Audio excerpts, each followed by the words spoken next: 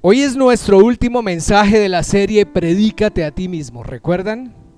Predícate a ti mismo. Y hablábamos de hace 8 días que a veces es fácil predicarle a los demás, ¿no? Somos muy buenos dando consejos. Somos muy buenos aún compartiendo la palabra. Somos muy buenos guiando tal vez a otros, pero se nos olvida predicarnos a nosotros mismos. Es decir, primero nosotros. ¿Qué es lo que Dios tiene para mí? ¿Qué es lo que Dios demanda de mí? ¿Qué es lo que Dios me pide que le entregue? ¿Y qué es lo que Dios me pide que yo haga? Y entonces cuando yo me predico a mí mismo, voy a tener una mejor visión de mí, de quién soy yo, y voy a tener más compasión con el prójimo. Es decir, voy a juzgar menos y voy a ser más bondadoso cuando tenga que juzgar a otro. Quiero comenzar con una frase de Martín Lutero. Dice: un cristiano nunca se encuentra en un estado de finalización, sino que siempre está en un proceso de transformación. Qué lindo eso. Es decir, que si alguno aquí piensa que ya llegó, pues no ha llegado. Ninguno, no hay uno solo que haya llegado. Todos estamos en procesos de transformación. Esto no termina. La palabra dice que la senda del justo es como la luz de la aurora, que va en aumento hasta que el día alcanza su plenitud. Es decir, estamos en constante caminar, en constante transformarnos, y Dios tiene una forma particular de hacerlo con cada uno de nosotros. Así como somos únicos e irrepetibles, también nuestra relación con Él. Quiero hablarle de David Philip Better, el niño burbuja. No sé si lo han escuchado. Pues David es un niño que nació con una enfermedad autoinmune, inmunodeficiencia combinada severa, se llama esta enfermedad, que no le permitía tener contacto con el exterior o ser tocado por otra persona. Vivió hasta los 12 años encerrado en una cápsula de plástico. Esta cápsula no le permitía el contacto con el exterior, lo protegía del contacto con el exterior, hasta que a sus 12 años debieron sacarlo para ser tratado, pero tan pronto logró salir de la cápsula, no aguantó y falleció. Es una historia real. Esta enfermedad de David es una enfermedad que destruye el sistema inmunológico, es decir, el sistema de defensa del cuerpo, lo que ocasiona que cualquier germen o bacteria que esté en el ambiente se convierta en algo letal para la persona. Por eso era que tenían que mantenerlo en una cápsula de plástico. ¿Usted se imagina esa situación? Su hermana, quien fue donante de médula ósea para un trasplante, le traspasó un virus y él enfermó gravemente. Lo sacaron de la burbuja, como ya les dije, y allí, en ese momento, quiero que imagine esta escena, se arriesgan a sacarlo, porque más o menos la historia era: lo sacamos de la burbuja para hacerle un trasplante de médula ósea y ver si podemos salvarle la vida o va a morir. Y cuando lo sacan, algo que me pareció muy fuerte es el testimonio de su mamá, porque dice que por primera vez logró tocarle su mano, establecer ese vínculo físico que solamente puede tener una madre con su hijo, y luego de eso falleció. Si hay algo que la pandemia nos recordó a los cristianos particularmente, es que nos habíamos convertido en cristianos como metidos en una burbuja. Y cuando tuvimos que salir de ella, muchos no aguantaron. Esa fue la experiencia de la cuarentena. Vivíamos como aislados de algo, pero cuando tuvimos que encerrarnos también en casa, nos dimos cuenta de esa burbuja también en la que nos habíamos metido de alguna manera, de creer tal vez que todo estaba bien, de creer tal vez que no necesitábamos de Dios, o al menos estábamos demasiado confiados en ese Dios que conocíamos y que veíamos. Pero muchas personas no aguantaron, muchos hogares se destruyeron, muchas personas se suicidaron, se quitaron la vida. Porque vino el estrés, la depresión, el encierro. ¿Qué va a pasar? ¿Dónde está puesta mi fe, mi confianza? Se destruyó mi negocio, nos quebramos, me quedé sin trabajo. Y la única burbuja que me hacía sentir seguro tal vez era mi iglesia. Y aún allí tuvo el Señor que tratarnos. Yo soy un convencido de que algo que hizo esa pandemia fue sacarnos de esa burbuja de alguna manera religiosa en la que nos habíamos metido. Mi mamá decía: mijo, de visita todos somos bonitos. Cuando vamos a una visita nos ponemos bonitos, nos portamos bien, sonreímos, no comemos tanto como estamos acostumbrados, y si somos de confianza, pues ayudamos a recoger y hasta lavamos la loza. Pero no es que así seamos siempre. En visita todos somos bonitos. Y nos acostumbramos a ir de visita a lo que conocemos como iglesia, es decir, al lugar donde teníamos una experiencia. Todos sabemos que la iglesia de Cristo somos nosotros, las personas, ¿cierto? Somos el cuerpo de Cristo y somos su iglesia. Pero también por costumbre cultural sabemos que una iglesia es el lugar a donde vamos a la iglesia los fines de semana, el lugar.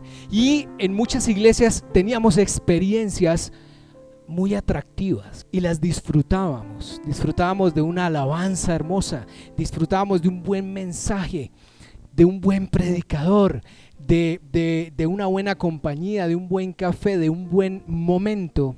Pero era la experiencia en el lugar.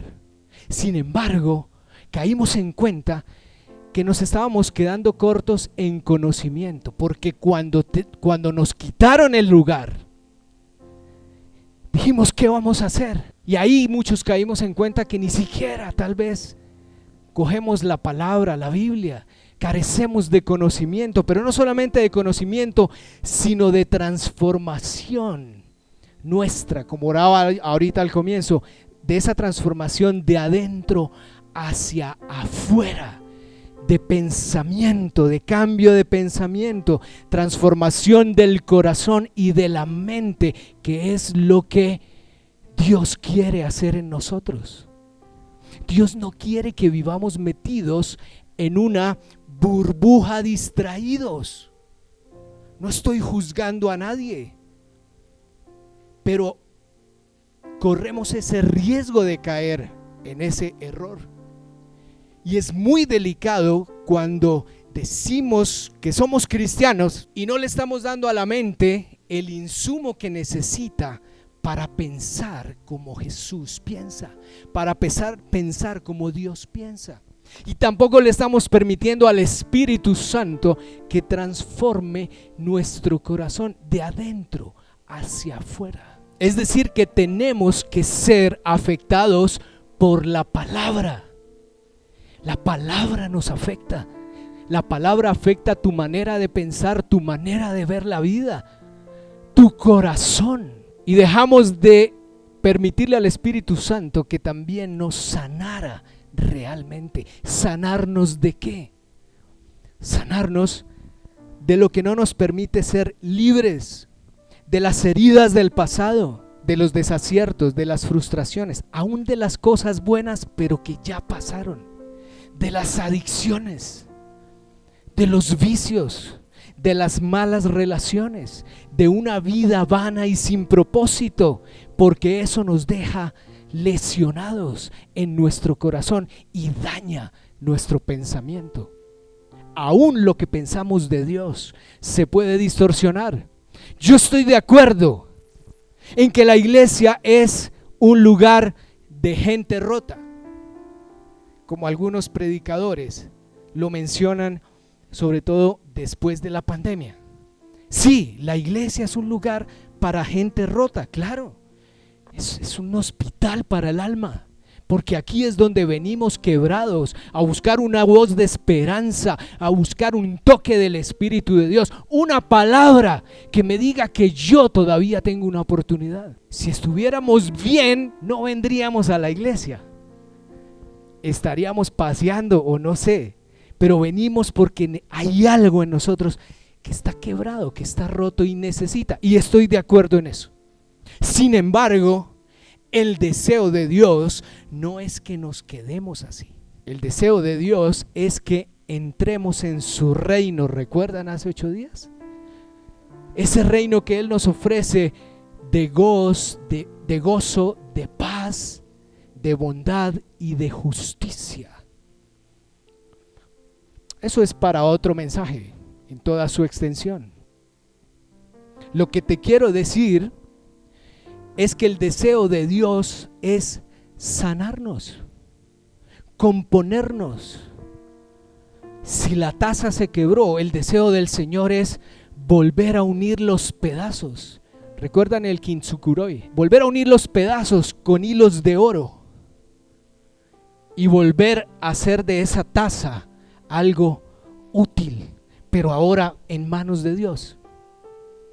Sí, claro, la iglesia es un lugar para gente rota, pero el deseo del Señor es restaurarlo. Y eso solamente podemos hacerlo a través de Jesucristo, a través de poner nuestra mirada en la cruz y entender lo que Él hizo, que Él abrió el camino para que pudiéramos entrar en la presencia de Dios el Padre, y entonces entender que necesitamos arrepentirnos de nuestro pecado para que Él nos limpie y entonces recibirle por gracia la salvación que nos ofrece. Salvación significa restauración, salvación significa una nueva vida, salvación significa nacer de nuevo del agua y del Espíritu, salvación significa poder mirar hacia adelante y caminar por esta tierra con una identidad diferente,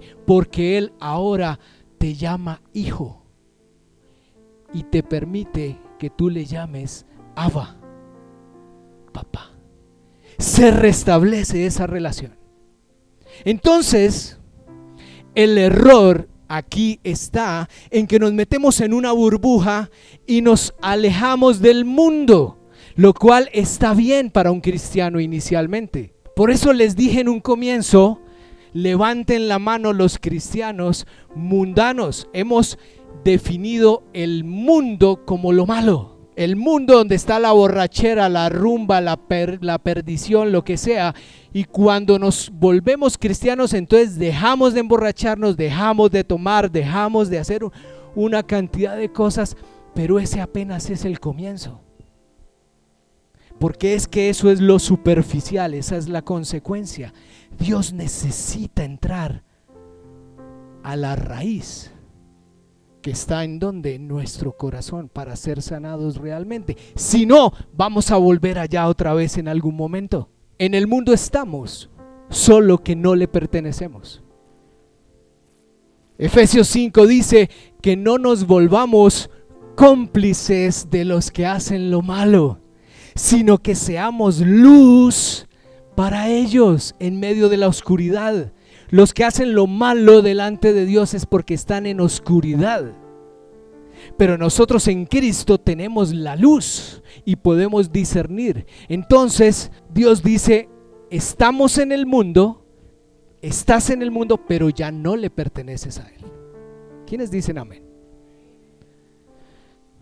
No se trata de meternos en una burbuja religiosa, cristiana, porque nos puede pasar lo que a David. El día que nos toque salir de la burbuja y enfrentarnos a lo que hay afuera, no vamos a poder, no vamos a aguantar. Quiero ir hoy a Santiago capítulo 4, versículos del 1 al 10. Y comienza así. ¿Qué es lo que causa las disputas y las peleas entre ustedes? Pregunta Santiago. ¿Acaso no surgen de los malos deseos que combaten en su interior? Aquí está hablando Santiago de lo que pasa en el corazón del hombre, en el corazón del cristiano.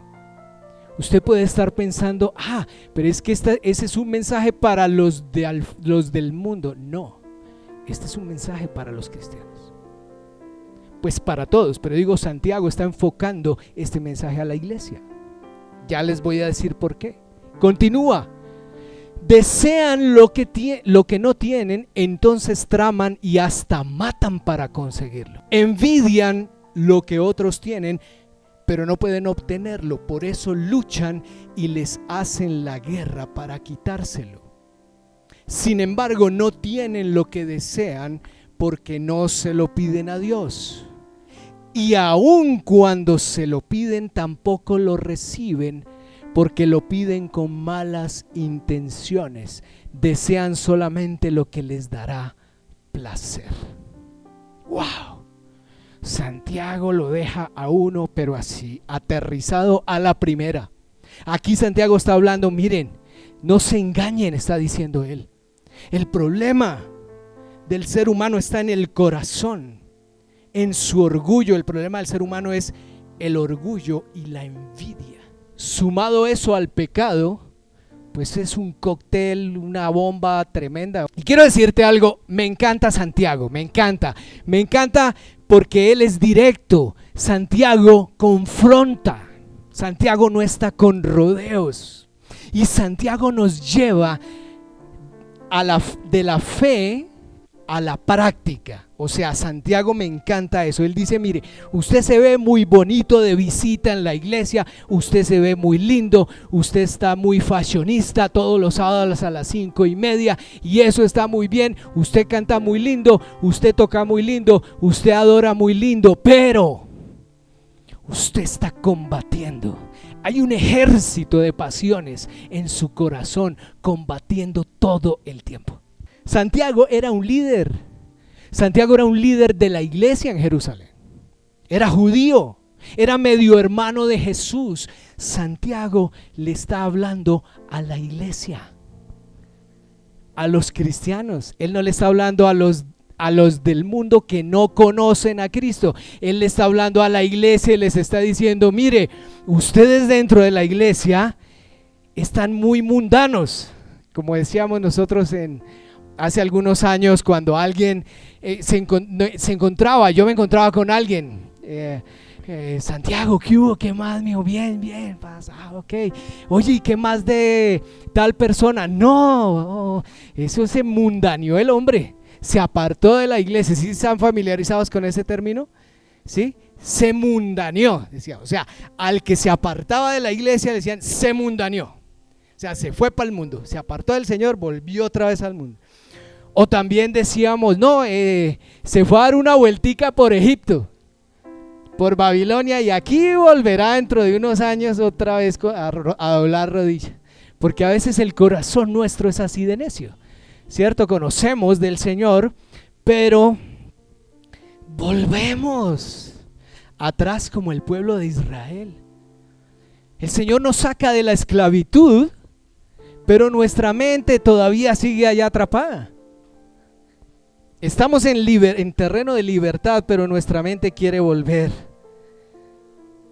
allá, atrás. Es humano. Santiago entiende que ser cristiano no es aceptar unas cuantas verdades espirituales. Dios existe, tengo que esto, no, hay que ir más allá. Ser cristiano no solamente es dejar de hacer cosas. Antes hacía, ahora ya no lo hago. Check. Fin del tema. Eso no es. Ahí no termina. Ahí apenas comienza. Porque Santiago va a la raíz y nuestro corazón tiene que ser transformado. Un corazón transformado no va a querer volver a la esclavitud. Un corazón transformado en Dios, si tiene que volver al mundo, es para sacar a otros de allá, de la oscuridad, y traerlos a la luz, mostrarles el camino a Jesús.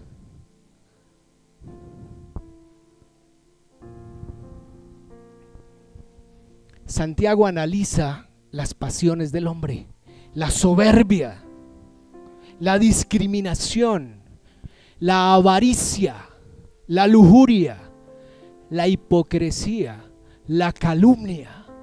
¡Wow! ¡Qué feas palabras! Pero esas son las pasiones que salen de nuestro corazón. Por eso necesitamos ser tratados por Dios y por el Espíritu Santo. Y también Santiago confronta con la mundanalidad, pero es que la mundanalidad no solo es tomar trago. Aquí Santiago le está hablando de mundanalidad a la iglesia. Nos acostumbramos a definir lo mundano por lo que vemos, por cómo está vestida la niña o la señora o el señor, o por lo que hacen, o uy, no, miren allá todos borrachos, uy, yo sí como soy todo un santo. Así nos acostumbramos a ver el mundo, y es cierto, pero no puedo estar tan confiado en este terreno, porque este corazón es traicionero y me puede jugar una mala pasada.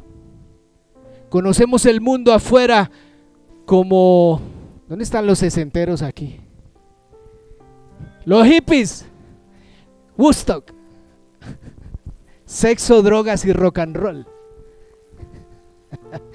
Ese era el mundo en nuestra época.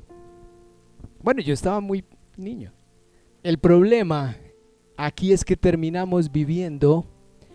podemos terminar viviendo un cristianismo de reglas, pero no de transformación. Por eso nos aburrimos aún de la iglesia. No hagas, no hagas, no hagas, no hagas. Ya dejé de hacer, ahora soy bueno. Ahora sí, tóquenme. Soy el ungido. ¿Por qué? Porque dejé de hacer. O muchos otros se apartan. Ay no, qué pereza. Siempre lo mismo. Todas las iglesias terminan siendo la misma vaina. Reglas y reglas. Estoy de reglas hasta acá. Reglas en mi casa, reglas en el trabajo, reglas con mi jefe. Y llego a la iglesia y más reglas. Siempre van a haber reglas. Siempre van a haber normas. En la sociedad hay normas establecidas. Pero si vives un cristianismo de reglas, déjame decirte,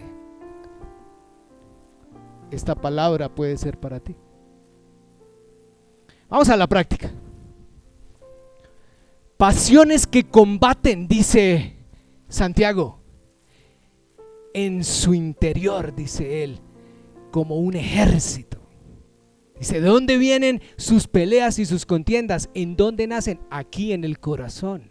Aquí, pasiones que combaten. Hay un ejército aquí combatiendo cosas, porque la carne, o sea las pasiones, y el enemigo no se cansan, siempre van a estar ahí. La carne jalando para un lado y uno intentando ir para el otro, y el enemigo aprovechándose de cada espacio que le damos para llegar y patearnos.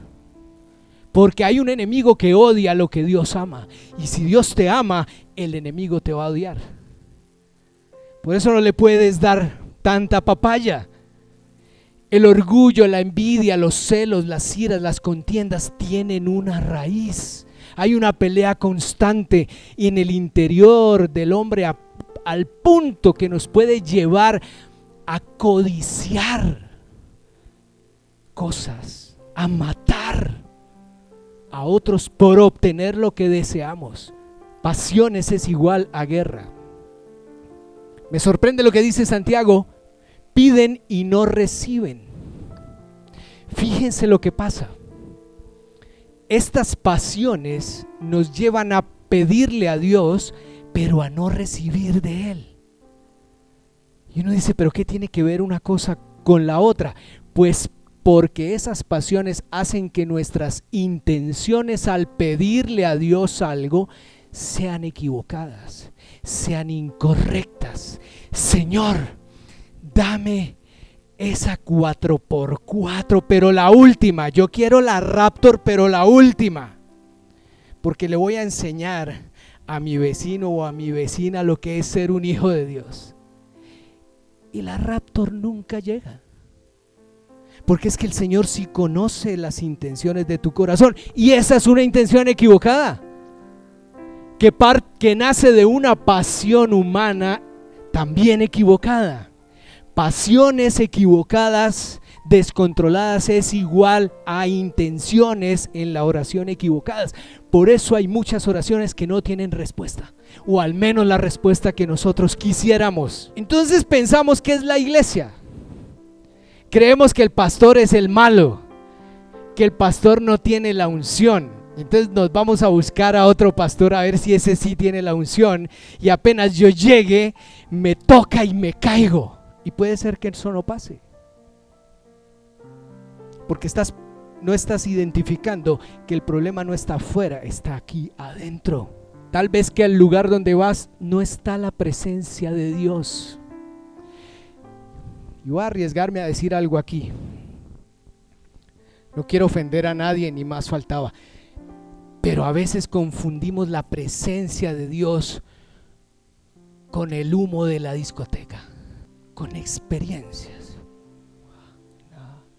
¿Sabes dónde experimentas la presencia de Dios? Sí, aquí está la presencia de Dios, porque Él dijo que donde dos o más nos reunimos en su nombre, Él está ahí. Aquí está la presencia del Señor. Y en este momento estoy seguro que el Espíritu Santo está hablando a tu corazón.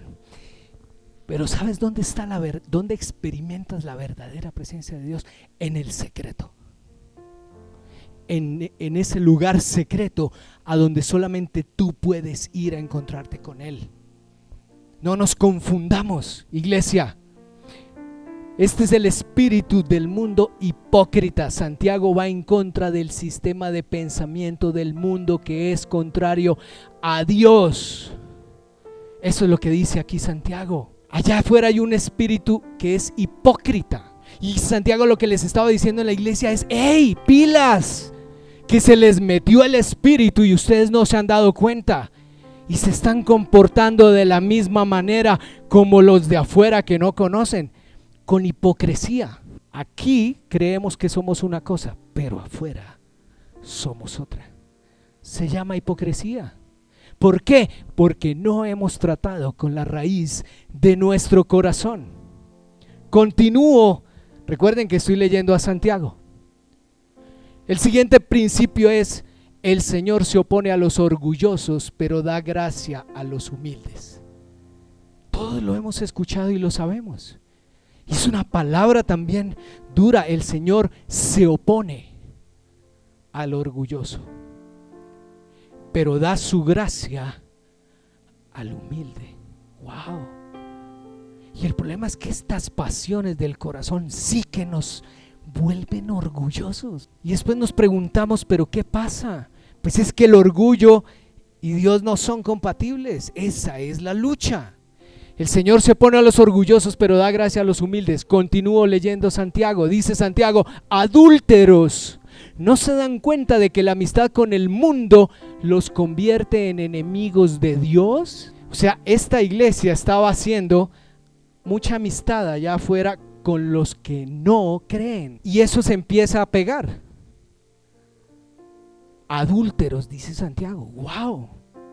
Es una palabra dura. Lo repito, dice: si alguien quiere ser amigo del mundo, se hace enemigo de Dios. ¿Acaso piensan que las escrituras no significan nada? Ellas dicen que Dios desea fervientemente que el espíritu que puso dentro de nosotros le sea fiel. Quiero decirte algo hoy. Hay un Espíritu Santo que se opone, que es celoso, porque tú le perteneces al Señor y en ti está el Espíritu Santo, y es un Espíritu Santo que es celoso. Él no comparte. Así como yo no comparto a mi esposa con nadie, el Espíritu no comparte a un hijo de Dios con nadie. Es celoso. Por eso es que cuando en un matrimonio hay un adulterio, Es complicado, pero es lo mismo que el Señor siente con su iglesia. ¿Cómo así que vienen hoy acá? Viene mi amada hoy acá, pero mañana está allá. Adulteramos espiritualmente, solo que no lo entendemos. Y hay un Espíritu Santo puesto de Dios en nosotros que es celoso. El Espíritu dice: no, este es hijo, esta es hija de Dios y ya no le pertenece allá. Y yo voy a hacer todo lo posible por oponerme.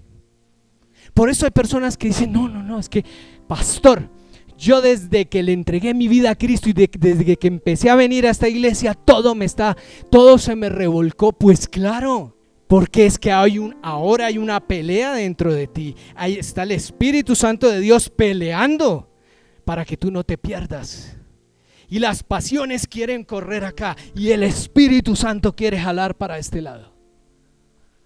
Esa es la vida del cristiano. Hay un Espíritu Santo que pelea dentro de ti contra ese ejército de pasiones que te confunden y te engañan. Porque engañoso y traicionero es el corazón del hombre. Por eso cuando yo escucho por ahí decir: haz lo que tu corazón te dicte, yo digo: no. O sea, esto se llama crónica de una muerte anunciada. Vas para abajo con toda seguridad, porque el corazón lo lleva a uno para donde quiere, y por lo general el corazón se equivoca. Por eso nuestra guía es la palabra de Dios, porque la palabra sí no se equivoca. Este Espíritu da gracia con generosidad, como dicen las Escrituras. Y vuelve y enfatiza Santiago: Dios se opone a los orgullosos, pero da gracia a los humildes. Y entonces, ¿qué hacemos? Porque la gran pregunta es: listo, ya nos dimos cuenta que hay algo de mundanalidad en nosotros aquí en la iglesia en cuanto al corazón se refiere.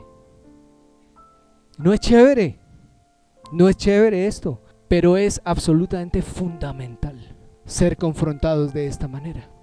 Pero aquí te voy a dar la salida. Yo no, Santiago. Ya Santiago planteó el problema. Dijo: esta es la radiografía. Si usted se identifica, bien. Si no, pues también. No sé, esto es un análisis de cada quien. Pero la pregunta es: bueno, ¿y entonces cómo vencemos esa mundanalidad que se supone que no debería ser compatible con nosotros? Continúa Santiago y aquí nos da la salida. Dice: así que humíllense delante de Dios. Humillarse delante de Dios es ser sinceros con Dios. Aquí lo que Santiago está diciendo es: no te encapsules, no te metas en ese mundito tuyo ahí perfecto para ti. Humíllate delante del Señor y sé lo más sincero posible con Él. Derrama tu corazón y tus pasiones, pero con Él. Dile: Señor, esto es lo que sale de mi corazón. No entiendo por qué, pero esto es lo que sale de mi corazón. Tienes que ser, ojo a esto, me encantó esta frase. Esta frase me la dio el Espíritu Santo, estoy seguro. Tienes que ser exageradamente expuesto delante de Dios. Exageradamente expuesto con Dios. Yo a veces le pregunto a las personas: cuando tú oras con Dios, ¿eres exageradamente expuesto con Dios? Ay, no, pastor. ¿Qué dirá el Señor? Donde yo le contara. Pues es que el Señor sabe todo de ti.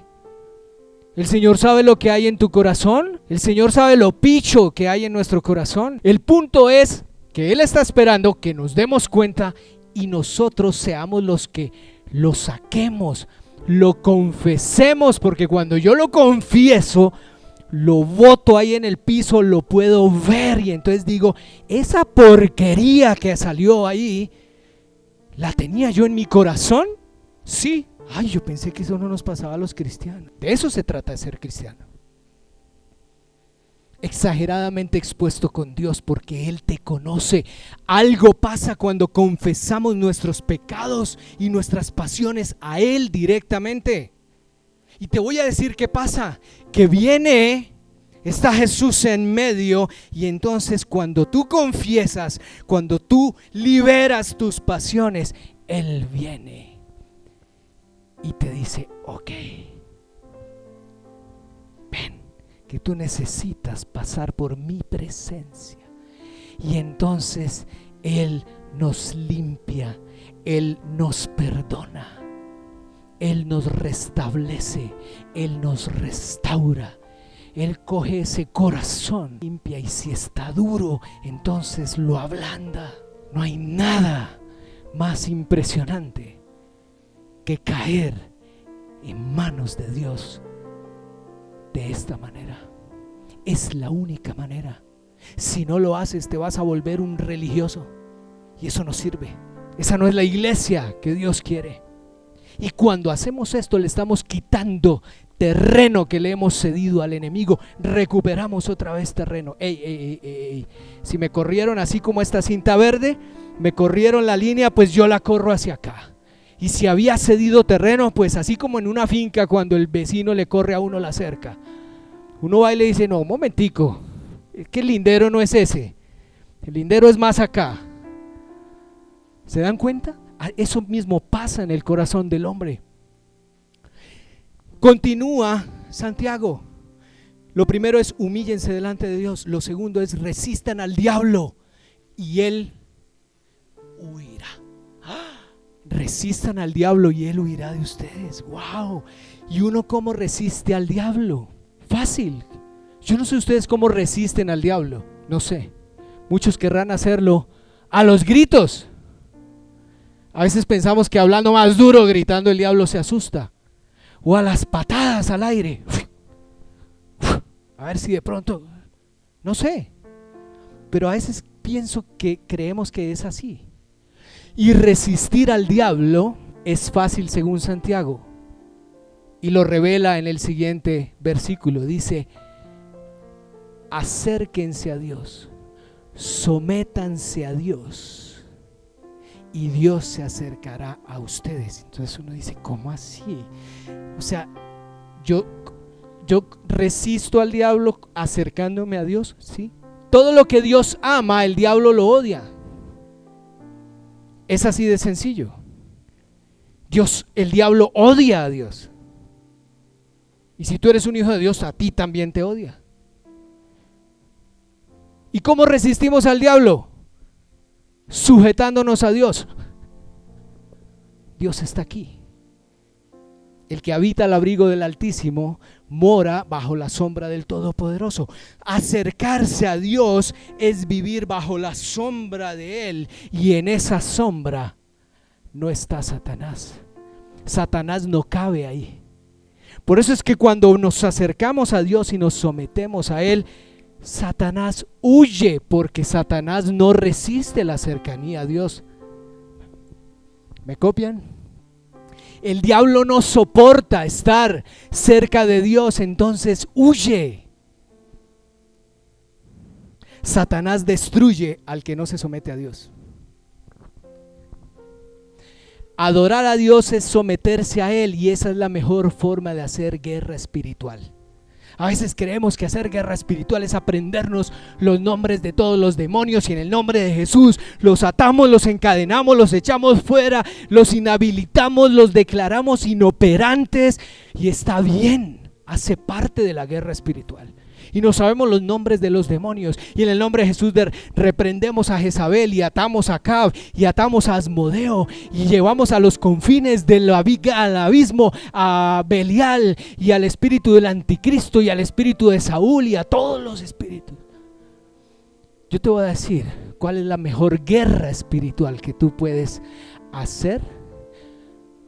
Sométete al Señor, y el diablo huye. Santiago dice: huye de tus pasiones y corre a Dios. Huye porque tus pasiones te quieren llevar a la marranera, como al hijo pródigo, a comer con los marranos. Acércate a Dios, porque Él no tiene comida para marranos. Él dice que adereza mesa para ti delante de tus enemigos. Y al final dice Santiago: lávense las manos, pecadores, purifiquen su corazón, porque su lealtad está dividida entre Dios y el mundo. Su lealtad, dice Santiago, está dividida entre Dios y el mundo. Es decir, ustedes tienen un pie adentro y el otro afuera. Tienen un pie en la iglesia, en el Señor, y el otro pie en el mundo. Él dice: o afuera o adentro, o somos o no somos, porque tu lealtad no puede estar dividida. Tú no puedes amar a dos personas, no te puedes casar con dos mujeres, no te puedes casar con dos hombres, no puedes estar en dos iglesias, porque tu corazón se va a dividir, porque tu lealtad está dividida. No puedes vivir en dos lugares, no puedes habitar en dos sitios al mismo tiempo. No, tienes que tomar una decisión y ser leal a Dios. O estás con Él o no estás. Es así de sencillo. Recuerden que Santiago está hablando a la iglesia. Les dice: su corazón está dividido. Pilas, lávense las manos, purifíquenlas. Lavarse las manos quiere decir corregir sus acciones. Es decir, Santiago está diciendo: dile a esas acciones que son incorrectas: ya basta, ya no más, hasta aquí. Ya no más, ya basta, ponle punto final a lo que sabes que tienes que ponerle punto final. No puedes seguir cargando con eso por donde vayas. Basta, para ahí. Y termina Santiago acá: humíllense delante del Señor y Él los levantará con honor. Amén. Por eso no más cristianos mundanos, no más cristianos orgullosos, no más cristianos envidiosos, no más cristianos controlados por sus pasiones. Rompe la burbuja para que no mueras cuando tengas que salir de ella.